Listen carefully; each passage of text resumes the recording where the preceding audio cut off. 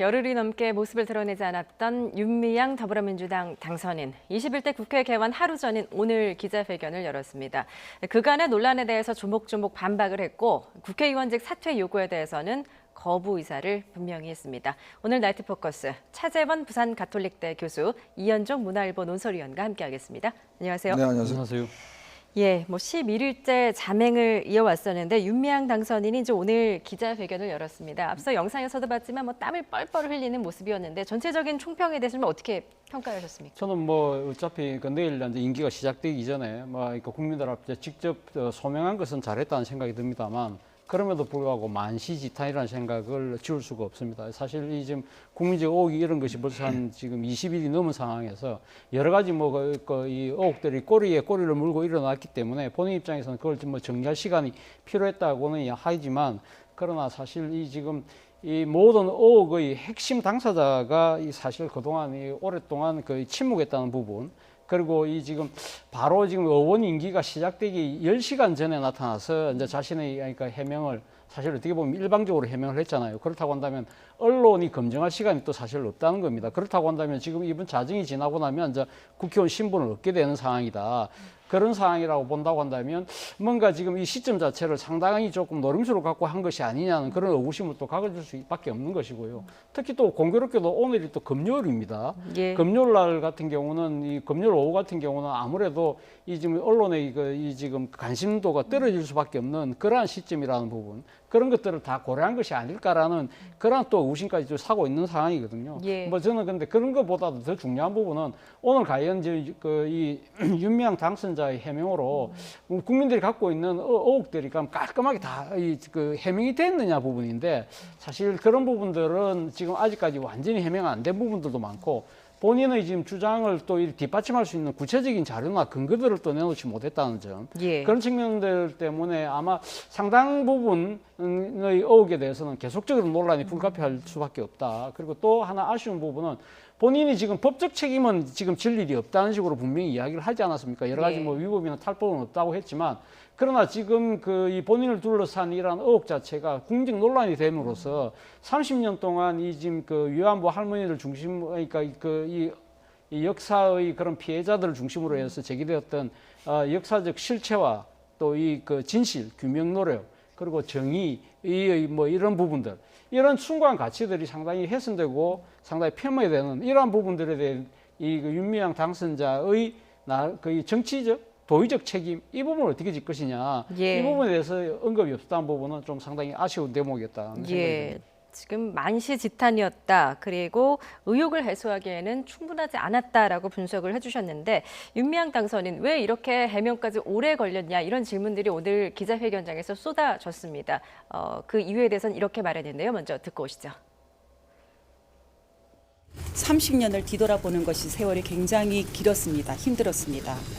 하나하나 지난 세월 장부와 통장과 제 기록을 뒤져보고 기억을 찾아내고 하는 그 자체가 굉장히 지난한 시간이었고요. 할머니의 목소리를 통해서 제 역사를, 제 과거를 돌아본다라는 것, 그 너무나 저에게 사실은 깊은 반성의 시간이기도 했고 또 시간이 많이 걸렸습니다. 그래서 긴 시간 여러분 앞에 나타날 수가 없었고요. 다른 한편 제가 조금 미숙한 점들이 있었습니다. 예, 지난 30년을 되돌아보는 게 힘들었다. 그리고 오늘 또 기자회견에서 가장 많이 썼던 말이 이 30년이라는 말과 사실이 아니다라는 말이었습니다. 노설위원님께서는 좀 어떻게 보셨습니까? 저는 오늘 윤미향 당선인이 기자회견을 왜 했을까라는 그런 의문이 들어요. 과연 지금 본인이 여러 가지 의혹을 설명하기 위해서 기자회견을 한 것인지, 아니면 나 이제 내일부터 국회의원입니다 라는 신고식을 하려고 국회에 가서 기자회견을 한 것인지 정말 헷갈릴 정도의 그런 상황이었습니다.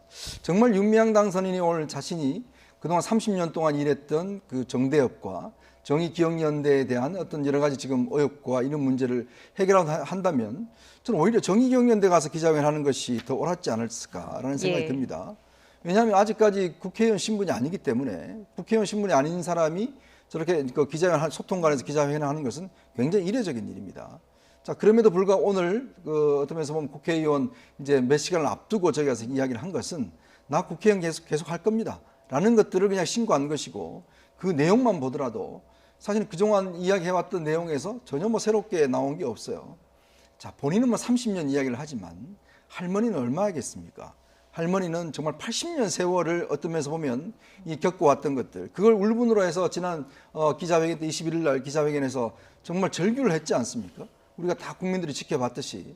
자, 그렇다면 그렇게 피해자 할머니가 직접 어떤 면에서 보면 이 위안부 운동의 제일 전면에 섰던 할머니가 정말 울분을 토하면서 기자회견을 했던 부분에 대해서 본인이 최소한의 그 운동에 대한 책임과 관심이 있다고 한다면 저는 오히려 지금 국회의원을 4년 하는 것보다는 오히려 국회의원심을 내려놓고 정말 정의기억연대와 함께 이 문제를 풀어가는 것이 본인이 어떤 면에서 보면 그동안 운동에 대한 저는 책임성 있는 자세가 아닌가라는 생각이 들었었는데 예. 그래서 오늘 뭐 한 40여 분 기자회견 제가 볼 때는 뭐 모든 것들을 물리치고 나는 이제 내일부터 국회의원입니다 라고 아주 당당하게 이야기하는 저는 그런 느낌을 들었습니다. 예.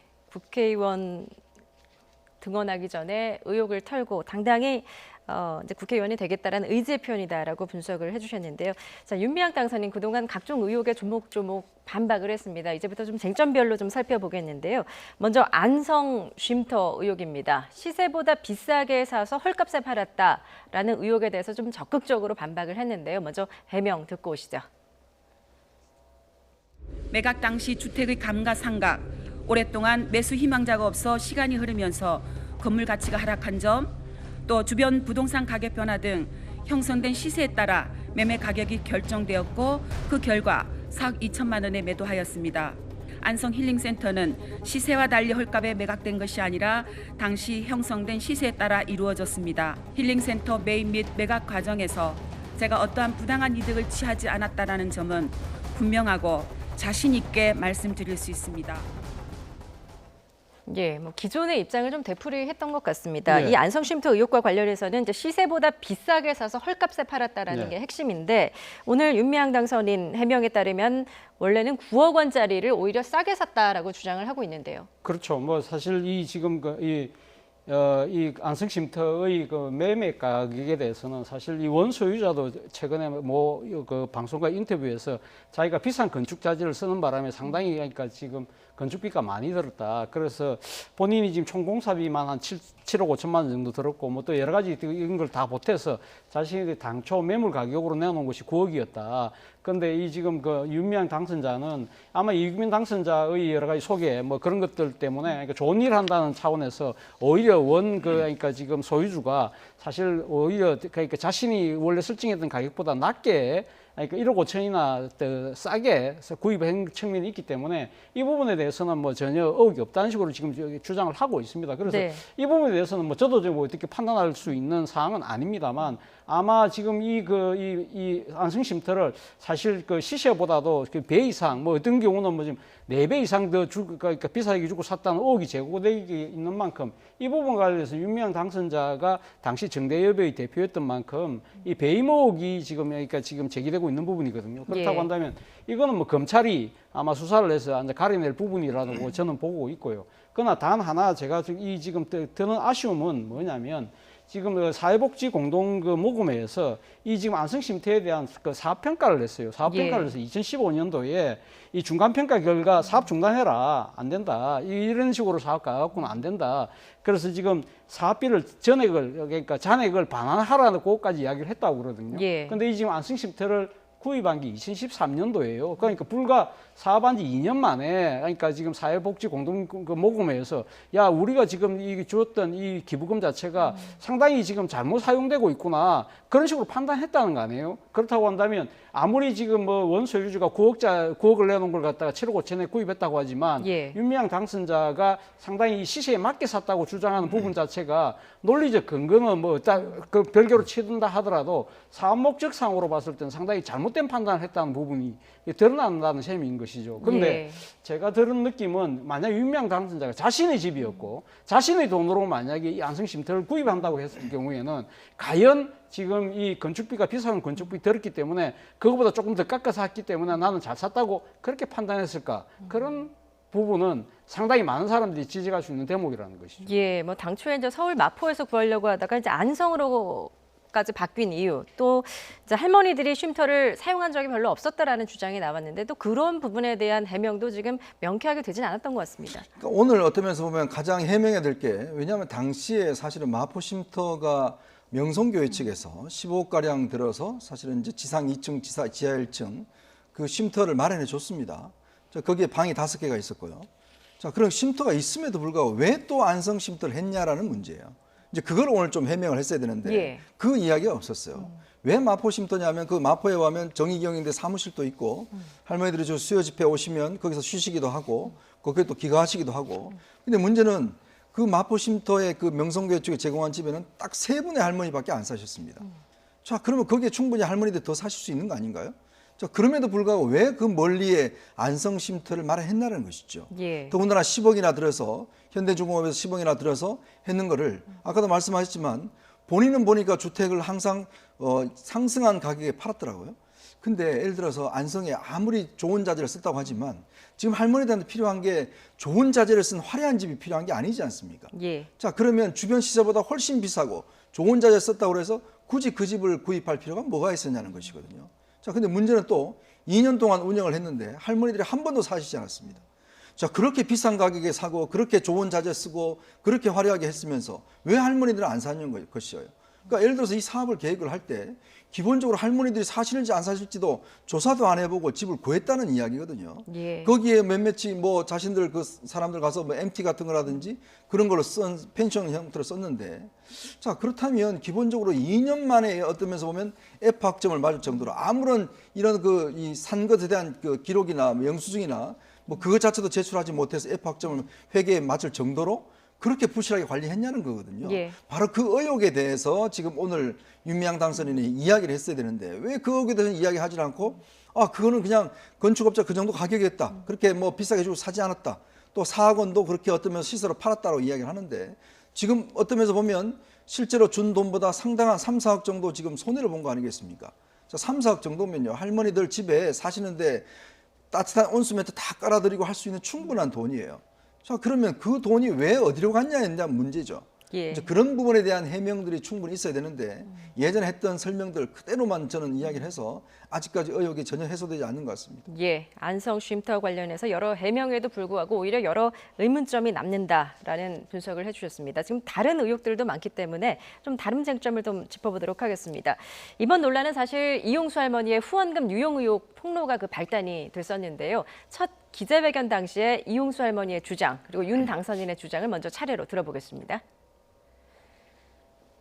비가 오나 눈이 오나 더워나 추우나 꼭꼭 수요일마다 데모로 갔습니다.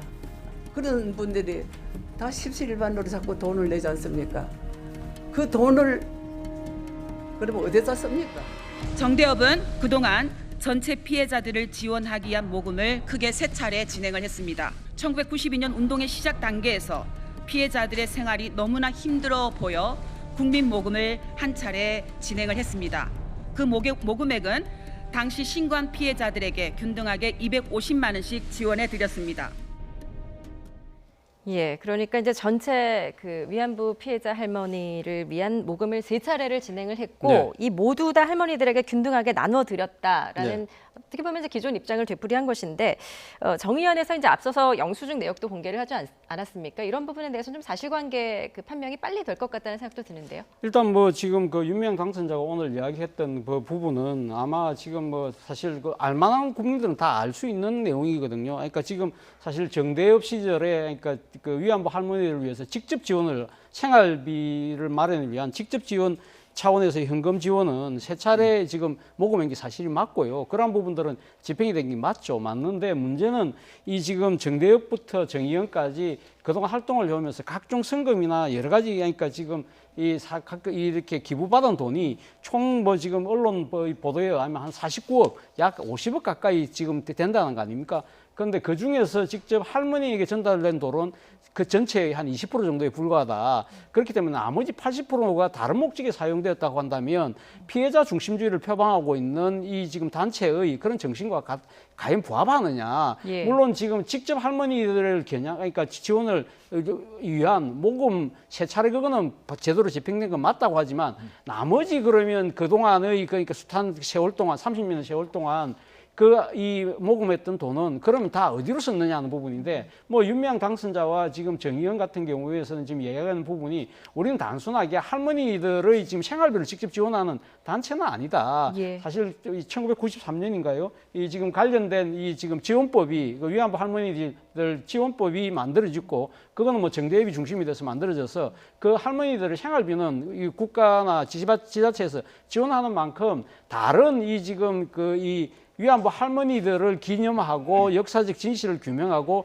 일본의 국가적인 책임을 지금 촉구하는 그런 여러 가지 기타 활동에 쓰였다고 지금 이야기를 하고 있는데 일반 국민들 상식으로 봤을 때는 일종의 좀 주객이 전도된 거 아니냐. 예. 그러한 이 지금 논란이 있었는데 이 부분에 대해서는 오늘 윤미향 당선자가 구체적으로 설명을 하지 않았습니다.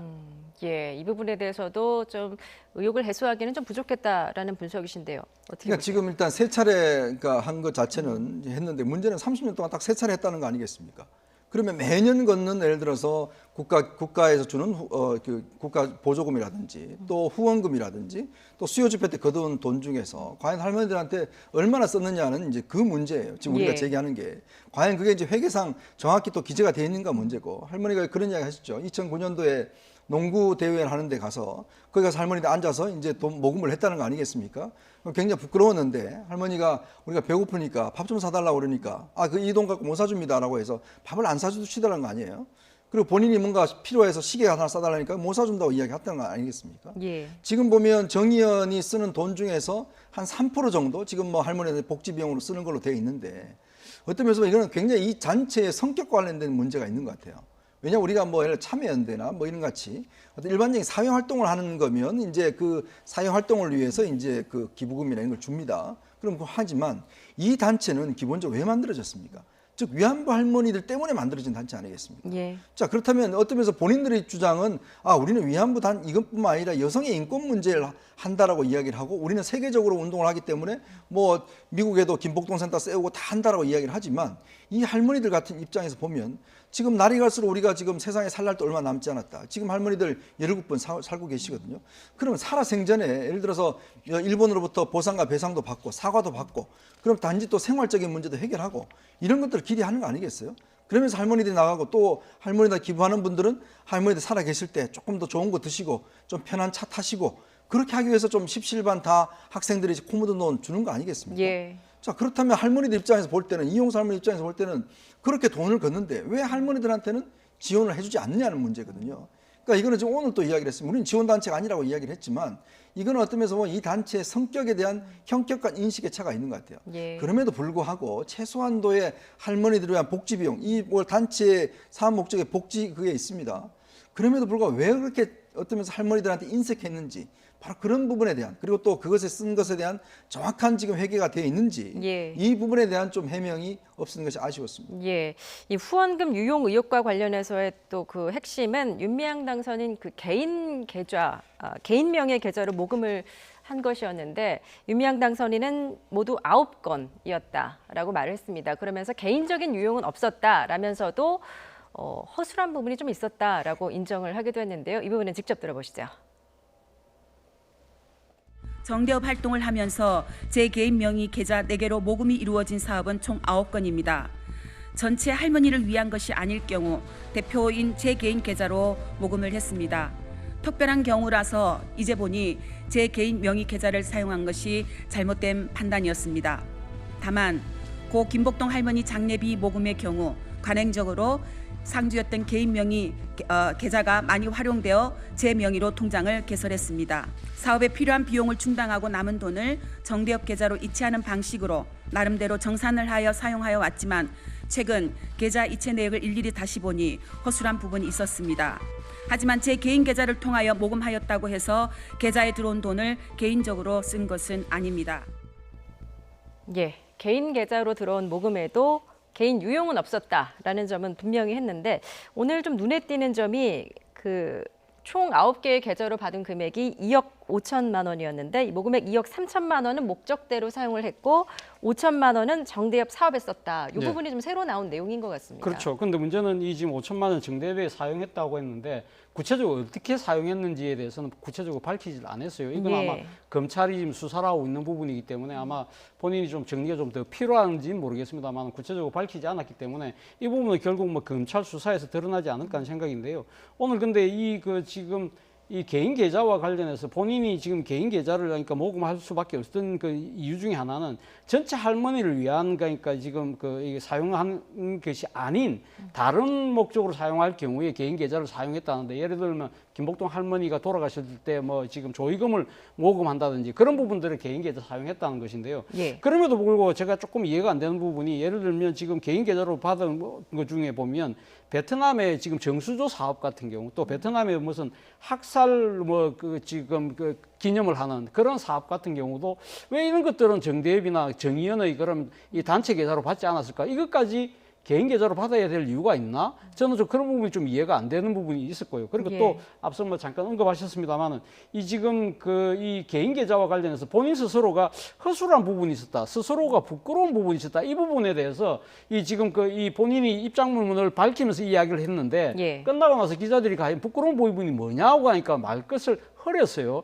이 부분에 대해서 과연 지금 윤미향 당사자 뭘 지금 이 속에 담아두고 있는 이야기를 한 것인지 예. 저는 개인적으로 이 부분이 상당히 좀 궁금하더라고요. 아마도 모르긴 몰라도 이 검찰도 이 부분을 수사를 한다고 한다면 윤미향 당선자가 이야기했던 이 부끄러운 부분, 이 부분에 대해서 아마 조금 깊숙하게 들여다보지 않을까 하는 생각이 듭니다. 예, 허술한 부분이 있었다라는 부분이 아마 검찰 수사의 쟁점이 될 것이다라고 분석을 해주셨는데 오늘 기자회견에 좀 주장을 뒷받침을 할 만한 뭐 계좌 내역이라든가 이런 거 증거 자료를 좀 갖고 왔으면 어땠을까라는 생각도 들던데요. 그러니까 그동안 11일 동안 뭐 하셨는지 모르겠어요. 이거 11일 동안 뭐 계좌를 봤다고 하는데 그렇다면 대표적으로 예를 들어서 할머니 들어온 것이 실제로 이게 쓰였는데 대한 뭐 일정 정도 자료는 좀 기자들한테 제시를 해야 될 거 아니겠습니까? 뭐 자료를 안 갖고 나와서 신빙성이 상당히 떨어졌고요. 그리고 이게 개인 계좌라 모금한다는 게 지금 제가 정의연 그 사이트에 들어가 보니까 그 조직도 감사도 계시고요, 변호사도 계시고 회계사도 계십니다. 도대체 그분들이 뭐 하셨나 모르겠어요, 이 30년 동안. 왜냐하면 작은 조직도요, 이런 게 있으면 감사가 있어서 매년 예를 들어서 그러면 이 돈을 1,000만 원 이상 모금을 할 때는 당연히 이게 신고를 해야 됩니다. 모금법에 따라서. 예. 신고를 하지 않으면 이게 위법이에요. 근데 지금 보면 이렇게 1,000만 원 넘어가는 사업들이 꽤 많습니다. 근데 다 개인적으로 받았어요. 특히 김복동 할머니 지금 장례식비 부의금 같은 경우는 꽤 금액도 많습니다. 그 금액 같은 경우는 나중에 또 장학금으로 씁니다. 25명의 사회운동하는 그 자녀들의 장학금을 써요. 근데 그 무슨 근거로 쓰는지 모르겠어요. 어떻게 왜 할머니한테 들어온 부조금을 왜 그런 쪽으로 장학금을 쓰는 것인지. 그렇다면 이게 돈에 예를 들어서 모금하는 목적이 있으면 그 모금하는 목적에 써야 됩니다. 예를 들어서 뭐 신고 안 하고 하더라도 기본적으로 돈이 쓴다는 게 그렇지 않습니까? 우리가 뭘 한다고 모금하면 그 목적에 쓰고 만약에 그 목적에서 못 쓴다라고 한다면 돌려준다든지 아니면 이 다른 목적으로 쓰기 위한 절차를 밟아야 될 거 아니겠습니까? 예. 근데 지금 보면 2억 8천만 원이나 거뒀다고 하는데 과연 이 금액 중에서 베트남에 지금 이 사업을 위해서 1,800만 원 정도 거뒀다고 해요. 근데 실제로 지원한 금액은 1,200만 원입니다. 그 남은 금액은 어디 갔습니까? 그러면 이거를 개인 계좌로 해버렸다고 한다면 이 섞이지 않습니까? 돈 자체가. 네. 그리고 통장 만드는 게 요즘 그렇게 어렵지 않습니다. 금방 만들 수가 있는 거거든요. 자, 그러면 또 정의연에 있는 분들, 정대협에 있는 감사분들은 이런 거 매년 감사를 할 거 아니겠습니까? 그러면 이렇게 들어온 데에 경고를 해야죠. 그건 기본입니다. 감사분들이 뭐겠습니까? 이게 지금 돈이 따로 계좌로 들어오면 정대협 아닌 정의연이 아닌 따로 계좌로 들어오면 이거는 문제가 되는 거거든요. 예. 자, 그렇다고 한다면 그동안 그러면 이 단체가 그러면 윤미향 당선인은 그냥 개인적으로 혼자서 한 단체가 아니지 않습니까? 자, 그렇다면 그는 정의연 쪽에서 책임을 져야겠죠. 예. 자, 그렇다면 오늘의 해명 자체를 보면 저는 상당히 납득하기 어려워요. 이게 섞여버렸다면 이번에 윤미향 당선인이 본인이 지금 가지고 있는 현금이 3억 원 정도 넘는다고 이제 이번에 국회의원 하면 신고를 했거든요. 예. 이제 이건 앞으로 이제 검찰 차원에서 이 돈의 흐름이 어떻게 되는지는 아마 밝혀낼 겁니다. 예, 그러니까 1,000만 원 이상 개인 계좌로 모금을 해서 만약에 지자체에 신고를 하지 않으면 기부금품법 위반이 되는데 이 9건의 그 개인 계좌 모금 행위 자체도 아무래도 이제 검찰이 좀 밝혀내야 될 부분이다라고 설명을 해주셨습니다. 자, 그다음 또 윤 당선인을 둘러싼 논쟁 중 하나는 바로 아파트 구매 자금 의혹이었습니다. 오늘 윤 당선인 소명에 가장 긴 시간을 할애를 했던 것 네. 같아요. 이 부분에 어떻게 설명을 했습니까? 사실 뭐 지금 윤미향 당선자를 둘러싼 여러 가지 의혹 중에 하나가 자신의 그 개인적인 재산을 불리는 과정에서 그러니까 지금 뭐 일종의 그러니까 이 정대협에서 흘러 들어왔던 돈의 유용성, 뭐 유용 여부 이런 부분들에 의심이 상당히 많이 모아졌지 않습니까? 뭐 일각에서는 그 5채의 주택을 사는데 전부 다 현금으로만 샀다, 뭐 그런 주장들이 있었기 때문에 아마 본인 입장에서는 상당히 이 부분을 강력하게 해명을 해야 되겠다고 생각을 했던 것 같아요. 저는 해명 들으면서 좀 그런 생각을 했습니다. 뭐 윤미향 당선자를 둘러싼 의혹과는 별개로 좀 짠하더라고요. 그러니까 이 1,500만 원 가지고 신혼살림 시작해서 그것도 친정에 더부살이도 했고요. 예. 그러면서 하나하나 재산을 불려나가는 그 장면들이 우리 참 어려운 시대를 살아왔던 그러니까 이 서민들의 그런 신선한 삶을 들여다보는 것 같아서 한편으로는 저는 조금 안 됐다는 생각이 들긴 했습니다만 네. 문제는 지금 그 본인이 그러니까 이번에 그 경매로 낙찰받은 2억 3천만 원짜리 아파트, 2억 6천만 원짜리 아파트 이 지금 이 매입 자금과 관련해서 사실은 원래는 적금을 깨서 그러니까 충당했다고 했다가 나중에는 그러니까 이 집을 팔았다고 했지 않았습니까? 예. 근데 그 이 집 판 시점하고 이것을 약간 차이가 나는 바람에 그런 뭐 의혹이 있었습니다만 본인이 일단은 당장은 그 자신이 원래 가지고 있던 아파트가 팔리지 않았기 때문에 단지 그러니까 친지들이나 또 이래 이 가족들 예금, 자신의 예금, 뭐 이런 남편의 돈 이런 걸로 해서 충당을 했다고 하거든요. 예. 이 부분은 아마 뭐 검찰이 사실 이 부분에 대해서 그 의혹이 크기 때문에 아마 이거 뭐 검찰이 소명을 할 겁니다만 그럼에도 불구하고 제가 사실 좀 이 대목을 들으면서 또 한편으로 들었던 생각은 자신의 재산을 분리 나가는 데 있어서는 참 촘촘하고 꼼꼼하게 나름대로 참 이렇게 뭘 돌다리를 두드려 불고 보고 가는 듯이 이렇게 보였는데 예. 우리가 앞서 이야기했던 안성쉼터 같은 경우는 과연 이런 식의 이 자신의 재산을 이렇게 정식하는 과정에서의 그런 노력이 한 반만큼이라도 들었다고 한다면 상당히 안성쉼터에 대한 논란은 상당히 잦아들지 않았을까 하는 그런 아쉬움을 지울 수 없었습니다. 예, 윤 당선인 아파트를 경매로 구입하는 과정에서 이제 대출 없이 현금으로 구매를 했는데 처음에 그 해명은 살던 아파트를 팔았다라고 했다가 이제 다른 정황이 나오니까 적금을 깼다라고 해명을 하면서 좀 말이 바뀌었습니다. 오늘 그 해명은 좀 충분히 해소가 됐다라고 보십니까? 우리가 이제 재판이나 검찰 수사를 제가 이렇게 보면요. 이제 판사분들이나 검사분들이 제일 뭘 보냐면 진술의 일관성입니다. 예. 그러니까 진술이 처음부터 일관되게 하면 이게 진실에 가깝다고 생각을 하거든요. 근데 진술이 바뀌어버리면 이 진실이 아니라고 생각할 수가 있어요. 특히 이제 우리가 집 문제 같은 경우는 뭐 우리가 사실은 가정에서 집이 가장 큰 재산 아니겠습니까? 집을 어떻게 사고 팔고는 누구나 다 기억을 합니다. 저도 뭐 신혼 때 어떻게 집을 사고 했는지 지금도 기억이 생생한데요. 특히 이제 지금 윤미향 당선인 같은 경우는 처음에 어떻게 해명을 했냐면 빌라가 있던 집을 팔아서 그 돈으로 경매를 해서 집을 샀다라고 이야기를 했어요. 근데 나중에 하고 이 등기부 등본을 떼보니까 시점 자체가 다른 겁니다. 즉 집 판 거는 경매한 한참 이후에 집을 판 거예요. 그럼 그 돈으로 살 수가 없지 않습니까? 그렇게 문제 제기를 이제 야당 의원들이 하니까 그게 아니라 나중에 알고 보니까 내가 적금도 깨고 뭐 돈도 빌리고 해서 그렇게 샀다라고 또 이제 해명을 한 거예요. 자, 일단 진술이 흔들려 버렸어요. 그리고 지금 딸 유학 비용도 그렇습니다. 자, 딸 유학 비용은 처음에 딸이 뭐 장학금도 받고 뭐 해서 이제 유학을 갔다 2016년에 갔거든요.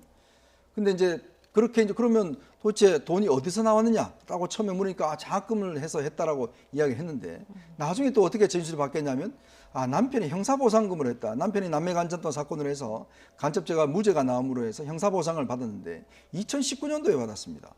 그러면 2019년도에 받은 돈을 어떻게 2016년도에 쓸 수가 있겠어요? 그럼 도대체 그럼 어떻게 썼냐는 거거든요. 그럼 뭘 대출받아 썼다든지 뭐 이렇게 해명을 하면 괜찮을 텐데 예. 일단 앞뒤가 맞지 않지 않습니까? 2019년도에 받은 돈을 2016년도에 우리가 쓸 수가 있습니까? 자, 그렇다면 이런 부분이 의심이 가기 때문에 물론 뭐 본인 입장에서 보면 집을 이렇게 돈을 모아서 매일 저축도 하고 본인은 무조건 월급 받으면 다 저축한다라고 이야기를 해서 이해되는 측면은 충분히 있죠. 예. 그러나 지금 지술 자체가 바뀌었기 때문에 과연 그러면 이게 맞느냐 안 맞느냐에 대한 기본적인 의심을 가질 수밖에 없다는 것이죠. 예. 진술의 일관성이 없기 때문에 이 부분도 여전히 좀 부족하다라는 말씀이셨습니다. 또 다른 의혹 가운데 하나가 이제 2015년에 한일 합의 내용을 미리 윤 당선인이 알았지만 할머니들에게 알리지 않았다라는 주장이 있었는데 이 부분에 대해서도 명백히 사실이 아니다라고 주장을 했습니다. 뭐 본인이 지금 그러니까 지금 이거 2015년 한일 위안부 합의에 대해서 본인은 사실 구체적으로 알지 못했다. 그리고 또 이제 피해자 의견을 수렴하지 않았다는 부분들을 이제 이 지금 이야기를 하면서 이 본인이 당시에 자신이 무엇을 알고 있었다는 부분을 본인이 알고 있었던 것을 지금 기억을 반추해내서 설명하는 것이 아니라 당시 지금 외교부가 지금 정권이 교체되고 난 뒤에 이 한일 위안부 합의에 대한 검증을 한 부분 그 보고서를 인용해서 이야기를 했어요. 저는 좀 드는 의문이 물론 뭐 윤미향 당선자 입장에서는 본인이 그러니까 지금 인식 자체가 외교부가 당시가 그러니까 이 지금 그 검증했던 이 보고서 내용하고 같아서 이런 이야기를 했는지 모르겠지만 예. 좀 더 구체적으로 본인이 그 당시 외교부로부터 어떤 이야기를 들었고 본인이 어떠한 부분을 이까지는 인식을 했고 이 지금 논란이 되는 부분하고는 어떤 차이가 있다는 부분을 좀 더 구체적으로 설명할 필요가 있었지 않았나 하는 아쉬움을 저는 오늘 느꼈습니다. 예, 어떻게 보셨습니까? 이게 이제 이번에 2015년 합의회 때 보면 10억엔 문제가 있고 또 불가역적인 해결이 있습니다. 그다음에 소녀상 철거 문제가 있었죠. 근데 이제 10억엔 문제는 지금 외교부나 당시에 관여했던 분들 같은 경우는 사실 미리 설명을 해줬다라고 지금 이야기를 하고 있거든요. 예. 근데 지금 불가역적 해결이냐 이거는 이제 나중에 이제 끼어 들어가면서 이게 문제가 생겨버린 거죠. 자, 그렇다고 한다면 지금 이 진술과 그다음에 지금 할머니가 이야기하는 진술, 할머니도 이제 TV 보고 알았다는 거 아니겠습니까? 근데 지금 이 진술에 따르면 여러 가지 외교부 쪽 이제 예전에 했던 그 협상에 참여했던 분들 따르면 사전에 사실은 10억엔에 대해서 이야기를 했다. 이 10억엔 자체가 어떤 일본이 명시적인 사과는 아니지만 이 10억엔을 국가의 자금에서 나왔기 때문에 사실상의 어떤 면에서 배상의 성격이 있는 것이다라고 이제 이야기를 하는 것이거든요. 예. 그러니까 이 부분에 대해서는 뭐 이 문재인 정부 들어와서 TF가 돼서 조사도 했고 이 부분에 대한 뭐 징계도 하고 했습니다만은 그러나 어떤 면에서 보면 여전히 어떤 의문스러운 지점이 있는 거죠. 예. 왜냐하면 사실은 이제 운동의 지속성에 대한 문제입니다. 뭐냐면 사실 위안부 할머니들의 어떤 배상 문제가 돼버리면 사실은 이제 정대협이나 정의기억연대 활동의 지속성이라는 게 과연 있을까에 대한 의문이 있는 거예요. 예. 자, 그렇기 때문에 일각에서는 어떤 면에서 보면 윤미향 당선인 입장에서 보면 이 운동이 계속되려고 한다면 사실 일본과의 관계에서 이 문제는 해결이 안 돼야 좋은 것이라는 거죠. 자, 그렇기 때문에 어떤 면에서 보면 할머니의 이해관계와 그다음에 정대협의 정의연의 이해관계가 다를 수가 있다. 자, 이런 측면에서 이제 이 협상에 대한 내용을 과연 어떻게 받아들일 것인가에 대한 논쟁이 있는 것인데 예. 사실 이 부분은 뭐 이제 검찰 수사와는 좀 다른 차원이기 때문에 이 부분 앞으로 어떤 면에서 보면 다른 차원에서 좀 검증이 필요한 사안 같습니다. 예, 오늘 이용수 할머니가 이제 기자회견 내용을 좀 우연히 봤다라는 이제 보도가 나왔는데 이 부분 2015년 한일협약 때 자신에게 돈 이야기를 하지 않아서 나중에 알았다라는 그런 기존 주장을 되풀이하셨다고 해요. 예, 그렇죠. 뭐 지금 그 윤미향 당선자는 사실 이 지금 그 위안부 합의 때 이 지금 돈 부분도 사실 외교부가 발표하고 난 뒤에 알았다는 것이 본인의 주장이기 때문에 예. 그렇기 때문에 뭐 이용수 할머니가 인지했던 시점하고 그렇게 별 차이가 없다는 것이 윤미향 당선자 측의 주장인 것 같고요. 그리고 또 오늘 그 부분에 대해서는 또 본인 스스로가 그렇게 명백하게 이야기를 하지 않았습니다. 그런데 앞서도 제가 말씀드린 대로 본인이 당시 그러니까 외교부로부터 어떤 이야기를 들었는지 본인의 육성으로 밝힐 수 있는 좋은 타이밍이었어요. 좋은 시점이었는데 이 부분을 본인이 이야기를 하지 않고 그냥 외교부 검토 보고서로만 인용하고 넘어간 대목은 앞서도 제가 말씀드린 것처럼 좀 상당히 이 진상을 밝혀야 되는 측면에서는 아쉽다. 왜냐하면 앞서 우리 이현정 의원께서 말씀하셨지만 일각에서는 사실 지금 당시 정대협이 자신들의 그 단체의 지속성을 하기 위해서 일종의 한일 간의 그 합의를 이제 거부한 측면 있는 것처럼 의구심을 갖고 있다는 것이죠. 그렇다고 네. 한다면 이 부분에 대해서는 그런 것이 아니다는 부분을 명백하게 밝힐 필요가 있었다는 겁니다. 예. 자, 이용수 할머니 오늘 뭐 입에 담고 싶지도 않다라고 반응을 내주셨다고 하던데 일단 뭐 다음 주쯤에 입장문을 낼 것이다라는 보도도 전해지고 있고요. 아니면은 아예 뭐 언급을 안 할 것이다라는 전망도 있는데 좀 어떻게 대응할 거라고 보십니까? 근데 할머니가 듣고 싶은 게 사과의 말이 아니지 않습니까? 예. 자꾸 오늘 본인은 윤미향 당선인은 할머니께 사과드린다, 뭐 사죄드리겠다, 뭐 이렇게 이야기를 하는데 지금 할머니가 수차례 이야기를 했지 않습니까? 사죄가 아니라 해명을 좀 해봐라 이야기를 하신 거 아니겠습니까? 자, 돈이 기부금이 들어왔는데 어떻게 썼냐? 그리고 왜 국회를 가느냐에 예. 대한 문제, 또 수요 집회를 앞으로 어떻게 할 것이냐에 대한 문제, 이런 문제에 대한 지금 이제 의문을 제시하신 거 아니에요? 그렇다면 본인이 자꾸 사과 이야기를 하지 말고 그런 부분에 대한 해명을 한다고 한다면 저는 충분히 할머니들 입장에서 보면 아 내가 좀 잘못하는 게 있었구나 라고 또 할 수도 있는 문제 아니겠습니까? 예. 근데 무턱대고 그냥 사과하고 무릎만 꿇는다고 해서 지금 이 해결될 문제는 아니잖아요. 할머니가 지금 뭐 갑자기 지금 뭐 어떤 면에서 보면 이런 기자회견 하신 게 아니지 않습니까? 본인도 이야기했지만 몇 년 동안 가져왔던 마음의 응어리를 이제 와서 이제 털어놓는다고 말씀하시잖아요. 자, 그렇다고 한다면 그 마음의 응어를 하려면 한 번에 사과로 해결될 수 있는 문제가 아니죠. 그렇다면 그것에 대한 어떤 진실을 좀 할머니한테 밝히는 것이 오히려 순서고, 또 제가 볼 때는 오늘 그래서 제가 아까 초대에 말씀드렸듯이 정말 윤미향 당선이 앞으로 이 운동의 지속성 또 할머니들에 대한 사과 등을 한다고 한다면 저는 당선자 신분을 내려놨어야 된다 봅니다. 예. 자, 그러면서 본인이 정말 진정성 있게 오늘 정의연에서 기자회견을 하고 이 문제를 제가 어떻게 하든지 해결하겠다라고 국민들한테 이야기를 한다면 국민들 입장에서 보면 이 운동에 대한 정당성은 우리 국민들 전부 다 인정하는 거 아니겠습니까? 세계적으로 인정하고 있는 문제잖아요. 그럼 이 운동이 앞으로 지속돼야 되지 않습니까? 자, 그런 부분에 힘을 실어줬을 텐데 문제는 본인은 저렇게 이제 국회를 가버린다고 한다면 앞으로 이 문제 누가 해결하겠습니까?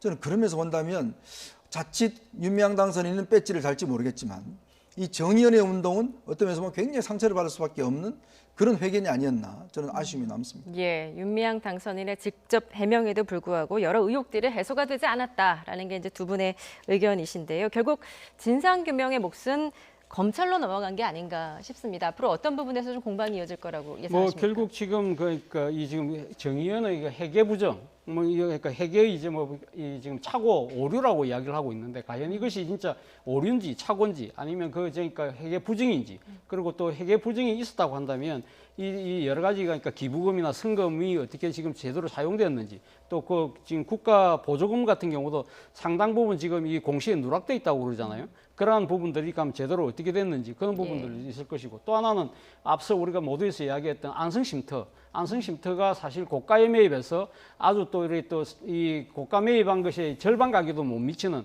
가격으로 대판 부분, 이런 부분들은 사실 그 이 당시 윤미향 당선자가 대표로 있었기 때문에 이러한 부분에 대해서 배임 의혹이 있는지 이런 부분들을 아마 구체적으로 파헤치지 않을까 생각이 들고요. 앞서 우리가 논란을 이야기했던 뭐 이 한일 그 위안부 합의 부분에 대해서는 그 부분은 뭐 검찰이 볼 대목은 아닌 것 같아요. 네. 그러니까 이제 결국 검찰이 좀 어떤 면에서 보면 지금 이제 계좌 추적, 저는 뭐 이 사건은 그렇게 복잡한 사건이 아니라고 봅니다.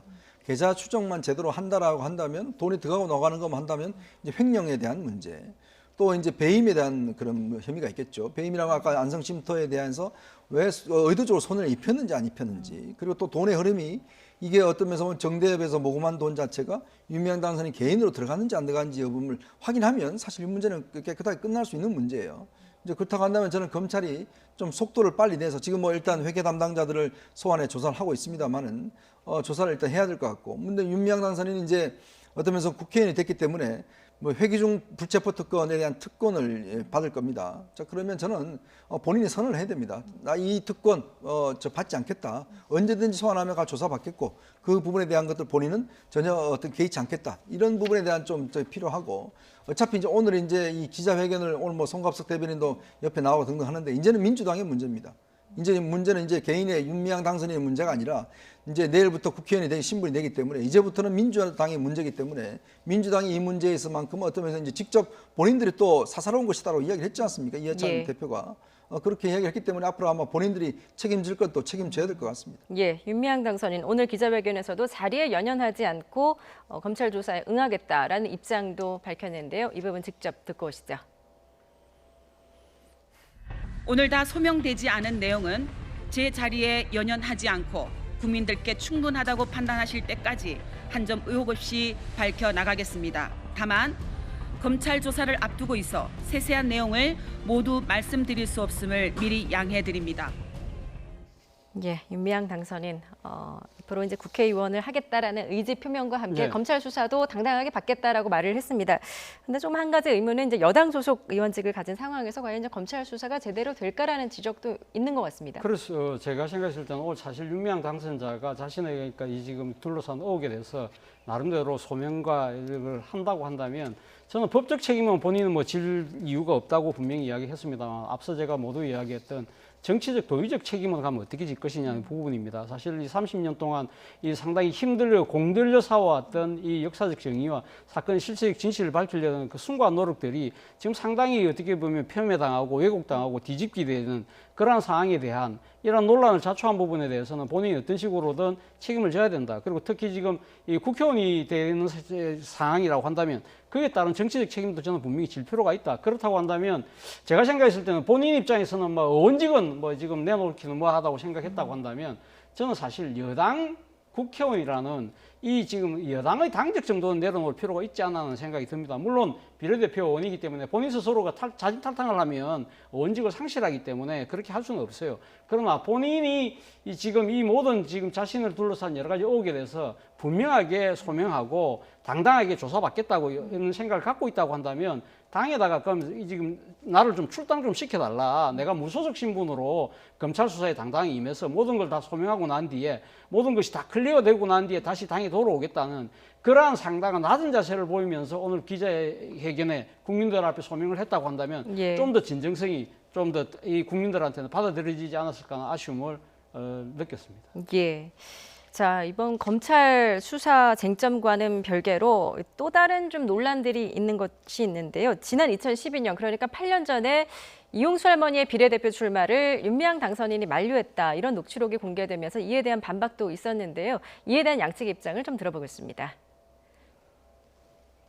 원장님이 300만을 됐다 해요. 기왕 해놨으니까 그러면 해야 되겠다 하는 생각을 했었어요. 하고 강력하게 내가 투쟁할 것이다 하는 그런 얘기를 했는 것 같아요. 구체적인 정황은 제가 사실은 기억이 나지 않습니다만은 아마 그냥 할머니가 진짜로 그렇게 국회의원을 하고자 한다라고 받아들이지 않고 쉽게 별 중요하지 않게 받아들이고 그렇게 말씀을 드렸던 것 같아요. 예, 이게 최근에 논란이 되고 있는 이제 8년 전에 그 할머니가 네, 그렇죠. 국회의원 비례대표를 출마하려고 했는데 윤미향 당선인이 말렸다. 그런 녹취록이 공개가 됐습니다. 이에 대한 오늘 해명도 있었는데 윤미향 당선인 당시 상황을 정확히 기억할 수 없다. 그리고 별로 중요하게 생각하지 않았다라고 해명을 했습니다. 근데요, 이게 지금 할머니가 2012년도에 총선 때 이제 그때 비례대표로 하기 위해서 기자회견도 하고 본인도 뭐 실제로 이제 그 등록금도 이제 마련했고요. 이제 그런 상황이었는데 문제는 지금 이용수 할머니가 당시 정대협 활동에 굉장히 중요한 역할을 하신 분 아니겠어요? 그리고 지금 윤미향 당선인 당시에 정대협 이제 이사장이었죠. 자, 그러면 이게 그냥 지나가는 문제로 느꼈을까요? 기자회견도 하고 그다음에 최초로 어떤 면에서 보면 피해자 할머니가 국회에 들어가려고 하는 겁니다. 어떤 면에서 정대협 입장에서 보면 굉장히 중요한 문제죠. 예를 들어서 그 할머니가 뭐 정대협에 있는 활동가들은 국회 간 분들이 많아요. 김미경 의원이라든지 이런 분들은 저 같은 경우는 국회 간 분들이 있는데 문제는 실제로 위안부 할머니 본인이 국회에 가겠다고 한 분은 없는 거죠. 그게 처음인데 그게 그냥 별거 아닌 것도 생각했다라는 게 저는 잘 이해가 안 됩니다. 당시에 어떤 조직의 대표가 할머니가 직접 기자회견도 하고 뭐 이런 분들이 하고서 프랭카드도 걸고 통화도 하고 했는데 문제는 그냥 쉽게 생각했다라고 이야기를 하고 할머니 입장에서 보면 이 문제가 워낙 해결이 안 되니까 예. 본인이 좀 국회 가서라도 해결하겠다라고 이야기를 했는데 할머니 국회에 갈 필요 없습니다. 이렇게 이야기를 했다고 하는데 그럼 본인은 왜 갔습니까? 본인은 이 문제 해결하기 위해서 왜 국회를 갔나요? 바로 그 지점에서 지금 할머니가 이제 어떤 면에서 화가 나신 부분이 있는 거거든요. 내가 국회 간다고 할 때는 갈 필요 없다고 말리더니 자기는 또 해결하겠다고 8년 뒤에 이제 간다고 하니까 할머니 입장에서 어떤 면에서 보면 문제가 이제 있는 거죠. 근데 이거를 이제 여당 의원들은 무슨 할머니가 질투심 때문에 그렇다고 이제 그렇게 이야기를 하는데 이 질투심 차원이 아니라 실제로 어떤 면에서 보면 그렇다면 과연 그때 만약에 정대협의 입장이었다면 당연히 그러면 할머니에 대해서 국회 진출을 도와야 되는 게 저는 기본 입장이 아닌가 예. 그런 생각이 듭니다. 왜냐하면 비례대표라는 것이 여러 가지 어떤 전문 분야라든지 또 어떤 일정 계층이나 이런 분들이 이제 전문성의 분야에 가니까 그렇다면 예를 들어서 여당에서 당시에 뭐 민주통합당에서 최초로 위안부 출신 국회의원이 나왔다. 그럼 어떤 면에서 보면 이 문제를 국회 차원에서도 풀어볼 수가 있는 거죠. 그렇다고 한다면 그때 당시의 문제를 왜 지금 본인은 국회에 진출한 것을 굉장히 중요하고 굉장히 의미 있는 일이라 이야기하면서 할머니는 별것 아니다? 저는 좀 이해가 안 됩니다. 저는 조금 생각이 다른데요. 그러니까 윤미향 당선자가 이번에 국회의원에 그러니까 지금 비례대표에 출마를 해서 당선이 됐기 때문에 사실 지금 8년 전에 그 상황이 지금 우리가 비교해서 이야기를 하는 측면이 있지만 2012년도 상황으로 돌아가서 다시 생각을 해본다고 했을 때 과연 뭐 윤미향 당선자뿐만 아니라 사실 지금 이용수 할머니가 그때 당시 비례대표 지원을 했다는 것 자체가 대다수의 언론들도 주목을 하지 못했던 사안들이거든요. 예. 사실 2012년도 총선이라는 것은 이용수 할머니가 민주당에 그때 비례대표 신청을 했는데 그때 제가 알기로는 그때 비례대표 신청을 한 분이 한 200명이 넘어요. 그리고 당시 2012년도 이 총선은 민주당한테는 상당히 중요한 총선이었죠. 왜냐하면 그해 연말에 있었던 대선을 겨냥한 총선이었기 때문에 이 총선에서 분명히 어떤 식으로든 그러니까 지금 이 정권 교체를 할 수 있는 교도부를 마련해야 된다. 그렇다고 한다면 뭔가 조금 이 좀 연부 역강한 사람들을 위주로 해서 아마 이 지금 진영을 구성할 필요가 있었던 것이고요. 그때 당시 뭐 이용수 할머니가 벌써 그때도 70이 넘었던 고령의 나이였기 때문에 그러니까 아마 민주당 입장에서는 아마 그 부분들을 상당히 조금 조금 그러니까 받아들이기 힘들지 않았을까. 그때 당시 뭐 공천 관리위원장이었던 분이 뭐라고 이야기를 했냐면 우리가 그렇게 배려를 할 여유가 없었다는 이야기를 하고 있거든요. 그때 네. 이 공천 관리위원장이 우리나라를 대표하는 유명한 국사학자입니다.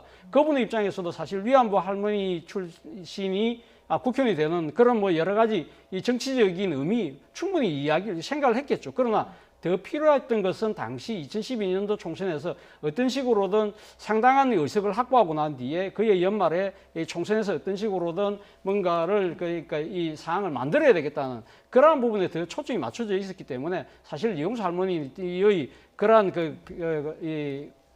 국회 이 지금 비례대표 신청 자체가 상당히 어떻게 보면 지금의 우리 논란하고는 전혀 다르게 정치적으로 상당히 어떻게 보면 이렇게 가치가 사실 평가되지 않았던 그런 그 시대적 상황, 그 시점적 상황이 있지 않았을까 하는 생각이 듭니다. 예.